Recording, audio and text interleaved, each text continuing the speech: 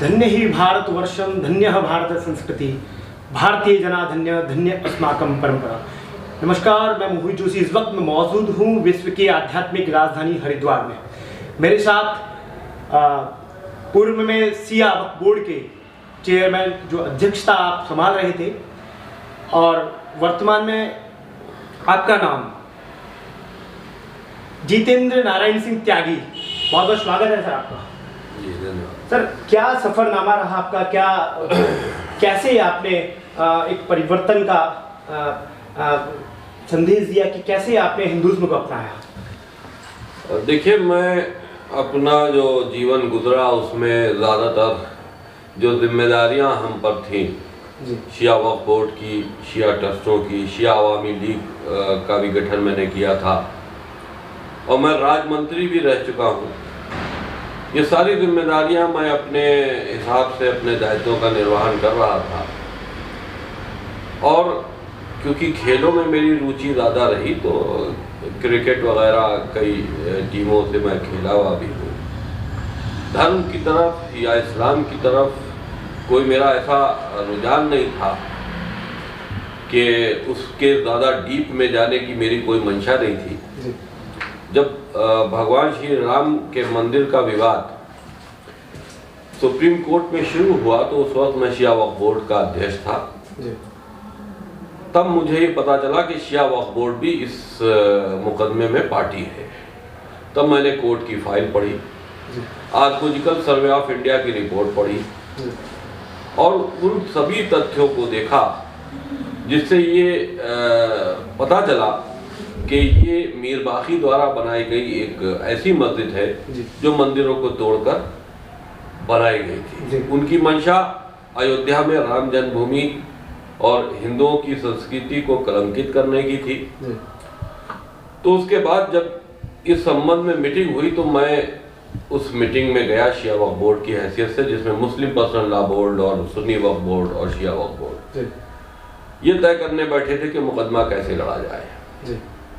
तो हमने उनसे एक बात ये रखी कि भाई, हमने इस फाइल को पढ़ा है। पहले तो मुझे यही नहीं मालूम था कि शिया वक्फ बोर्ड पार्टी है, लेकिन शिया वक्फ बोर्ड की तरफ से मैं आपको एक ये राय देता हूँ कि इस मुकदमे को अगर बगैर लड़े, इस भूमि को ये स्वीकार करते हुए कि ये भगवान श्री राम का जन्म स्थान है और बाबर ने इस पर जबरदस्ती मीर बाकी के द्वारा मस्जिद का निर्माण करवा दिया था, इसको हिंदुओं को वापस कर देनी चाहिए। मुकदमे के फैसले का इंतजार नहीं करना चाहिए। तो उस पर कई सवालात उठने लगे कि नहीं साहब, ये कैसे हो सकता है, आप तो मूर्ति पूजा मस्जिद के स्थान पर मूर्ति पूजा को अलाउ कर रहे हैं और ऐसा तो हो ही नहीं सकता, और एक मस्जिद देंगे तो बहुत सी मस्जिदें देनी पड़ेंगी। तो हमने कहा ठीक है, अगर आप ये समझते हैं कि बहुत सी मस्जिदें ऐसी बनी हैं जो मंदिरों को तोड़कर बनी है तो आप वापस कर दीजिए हिंदुओं को, वहाँ तो आपकी इबादत भी जायज़ नहीं है। जिस पर मुझको ये कहा गया कि हम काफिर हो गए हैं और आरएसएस और भारतीय जनता पार्टी के एजेंट हो गए हैं। तो मैंने उस मीटिंग को त्याग दिया और त्याग करके मैं वहाँ से चला गया। मैं अपने उसूलों में शुरू से बिल्कुल पाबंद रहा हूँ और जो सही समझता हूँ उसके लिए संघर्ष करना मेरी एक अपने में एक आदत सी है।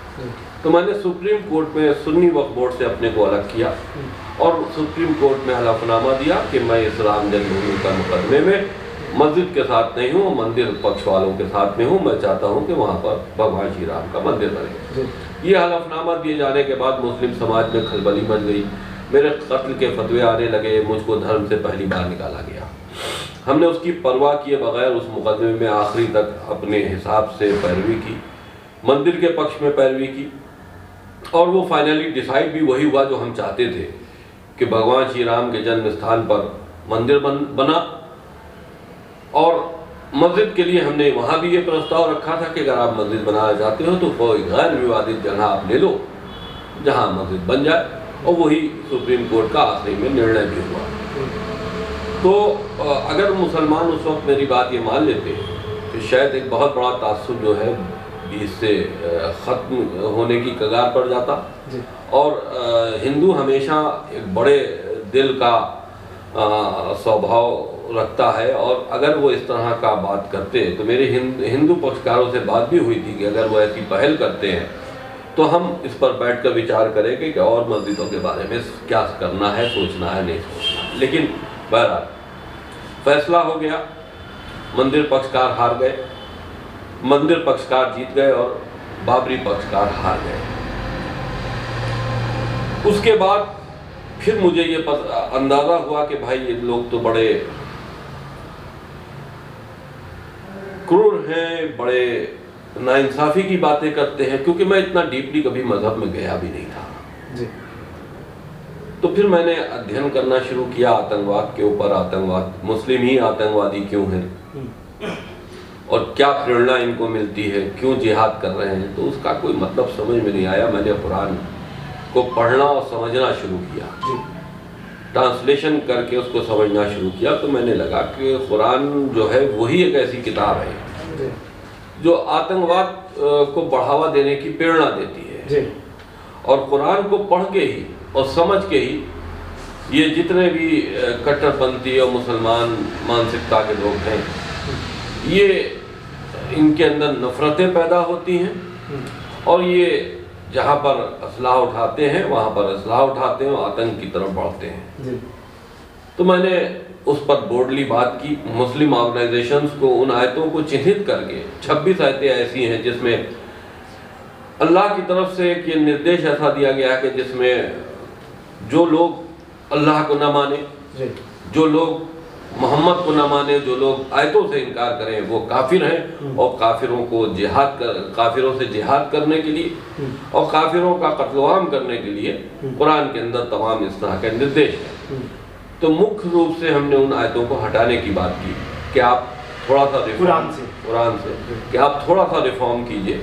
और जो दहशत का माहौल पैदा है, जो मुसलमानों के साथ में पूरी दुनिया में जिस तरह का चेहरा एक बन गया है, हर जगह मुसलमान दलील हो रहा है, शक की निगाह से देखा जा रहा है, आम मुसलमान चाहे वो आतंकवाद में शामिल हो ना हो, तो आप इन आयतों को निकालने के लिए मुझसे बात कीजिए, इसको हटाइए। तो कोई जवाब नहीं आया। मुझे मजबूरन सुप्रीम कोर्ट जाना पड़ा और सुप्रीम कोर्ट ने उसको धर्म का मामला समझकर हमारे रिट को खारिज कर दिया, जबकि वो धर्म का मामला नहीं था। मैं चाहता था सुप्रीम कोर्ट नोटिस इशू करे और इनसे इसकी वजह पूछे। देखिए, संविधान ने हमको ये अधिकार दिया है कि हम कोई भी धर्म अपने स्वतंत्र रूप से अपने धर्म को मान सकता है, उसका प्रचार कर सकता है, लेकिन ये अधिकार नहीं दिया है कि आप उस धर्म का कुप्रचार करें, आप उस धर्म में ऐसी शिक्षा दें जो दूसरे धर्म के मानने वालों के लिए घातक हो। इसका अधिकार आपको नहीं दिया है संविधान ने। तो उसके बाद फिर एक और बड़ा बवाल खड़ा हो गया कि साहब ये तो इन्होंने कुरान पे आवाज उठा दी और कुरान के खिलाफ चले गए। पूरी दुनिया पर उस 26 आयतों के ऊपर डिबेट चलना शुरू हो गई। लोग इस बात को समझने लगे कि ये 26 आयतें वाकई गलत आयतें हैं। तो उसके बाद जब मुसलमान नहीं माने तो मैंने उनको फिर असलियत कुरान की बताने की कोशिश की कि देखो, पहले तो मैंने लिहाज के दायरे में कहा था कि 26 आयतें हटा लो, लेकिन अगर ये माना जाए तो कुरान अल्लाह की किताब नहीं है, क्योंकि मैं इस पर अध्ययन कर चुका हूँ। ये मोहम्मद द्वारा साजिश करके अल्लाह को क्रिएट किया गया है, सनातन धर्म की हत्या करके, सनातन धर्म के मानने वालों की मूर्तियों को तोड़कर, और एक गिरोह तैयार किया गया था अरब में जिसका मकसद सिर्फ लूटपाट था, रेज़नी थी, रेप करना था, और उसको इस्लाम का नाम देकर, अल्लाह के फर्जी निर्देश देकर उनको बांधा गया है। यह आतंक की शुरुआत हुई थी 1400 साल पहले, जब मोहम्मद ने अपने को डिक्लेयर। मोहम्मद क्योंकि एक पागल व्यक्ति था, अहंकारी व्यक्ति था, और उसने एक आतंक की रूपरेखा तैयार की थी जो अरब के रेगिस्तानों में तैयार की गई उसके और उसके दोस्तों के साथ में, जिसको सहाबी कहा जाता है। और मोहम्मद के बाद तो वो जुल्म जो था और जो आतंकवाद था वो तो मोहम्मद के परिवार को ही निकल गया। तो बहरहाल वो आतंकवाद जो चल रहा था वो आज तक जारी है। जो कुरान को मानता है, जो अल्लाह के रसूल उसको मोहम्मद को मानता है, तो वो कहीं ना कहीं इंसानियत का दुश्मन है। मुसलमान, इस्लाम जो है वो धर्म नहीं है, वो एक आतंकी ऑर्गेनाइजेशन है जो पूरे वर्ल्ड में धर्म के नाम पर फैल चुकी है। और वो सिर्फ और सिर्फ उनका मकसद है कि एक राक्षस रूपी राज पूरी दुनिया में कायम हो सके, तालिबान जैसा, अफगानिस्तान जैसा, और वहाँ वो हुकूमत करे शरई तौर पर, और जितने भी इंसान हैं जो मोहब्बत। आपने पुस्तक भी लिखी है अभी हाल ही में, मोहम्मद जी, उस पुस्तक में क्या विवरण, आपने क्या संदेश दिया है? देखिए, उसमें मैंने मोहम्मद के चरित्र को, जो मैं अभी आपको बता रहा था, उस चरित्र को दिखाने की ही कोशिश की है कि ये इस तरह का व्यक्ति मैसेंजर ऑफ गॉड नहीं हो सकता, जिसका अपना खुद का चरित्र ऐसा हो, जिसकी अपनी सोच ऐसी हो, वो अल्लाह का या ईश्वर का मैसेंजर नहीं हो सकता। मुसलमानों को होशियार करने की कोशिश की है कि होशियार हो जाओ कि कुरान फर्जी किताब है, मोहम्मद फर्जी रसूल है, वो एक पागल व्यक्ति है जिसने इतना बड़ा एम्पायर खड़ा कर दिया, दूसरे इतना बड़ा संगठित तौर पर एक ऐसा आतंकवादी ऑर्गेनाइजेशन बना दिया कि आज इस्लाम धर्म जिसको कहा जाता है उसको मानने वाले दुनिया की दूसरी आबादी में है। इसलिए वो किताब मैंने लिखी, उस पर भी विवाद। तो ये सारी चीज़ें देखने के बाद अभी आप सनातन संस्कृति में आए हैं, तो कैसा लग रहा है? अभी आप हरिद्वार में धर्म संसद करके ऐसे कार्यक्रम को भी संबोधित आपने किया। सनातन संस्कृति में ऐसा क्या आपको लग रहा है कि आपने वहां से यहाँ? धर्म का मतलब है मोहब्बत जी। धर्म को अगर छोटी सी परिभाषा धर्म की समझाई जाए तो मोहब्बत और इंसानियत, निश्चित। और जिसमें मोहब्बत इंसानियत ना हो वो धर्म नहीं हो सकता। सनातन धर्म दुनिया में पहला ऐसा धर्म है जिसने मोहब्बत कायम की, इंसानियत कायम की, और सबसे पुराना धर्म है। तो मैंने सारी चीज़ें समझने के बाद सनातन धर्म को इसलिए कबूल किया क्योंकि हम चाहते थे कि हम एक धार्मिक व्यक्ति बने, और धर्म का नाम सनातन है, और सनातन पूरी दुनिया पर काबिज था। वो बात अलग की है कि आपसी फूट की वजह से किस तरह से सनातन जो था वो सिमट कर खाली हिंदुस्तान में रह गया, और दूसरे मुल्कों में भी हैं, लेकिन एक मुल्क जो सनातनियों का मुल्क है, वो एक जो अखंड भारत था वो टूट टूट कर टुकड़े हो गया। आज हम एक दायरे में सिमट गए हैं। बिल्कुल, बहुत खास बात आपने की। मोहब्बत, एक प्रेम का शब्द जो आपने कहा, उस मोहब्बत के कारण आपने ये सनातन संस्कृति को अपनाया। क्या संदेश देना चाहेंगे जो पीड़ा उन लोगों को होती है जो किसी भी मजहब में अपने आप को कंफर्ट फील नहीं कर पाते? दुनिया के तमाम उन लोगों का आह्वान करते हैं, चाहे वो किसी धर्म के मानने वाले हों, और ख़ास करके इस्लाम धर्म के मानने वाले, जो कि धर्म के नहीं, एक पाखंडी मोहम्मदीवाद को मान रहे हैं, आतंकी गिरोह के एक समूह में जिंदा हैं।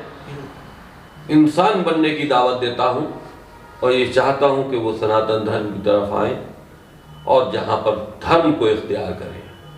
धर्म को इख्तियार करना है तो सनातन में आना पड़ेगा, क्योंकि सनातन के अलावा कोई दूसरा धर्म इस दुनिया में पहले था ना अब है।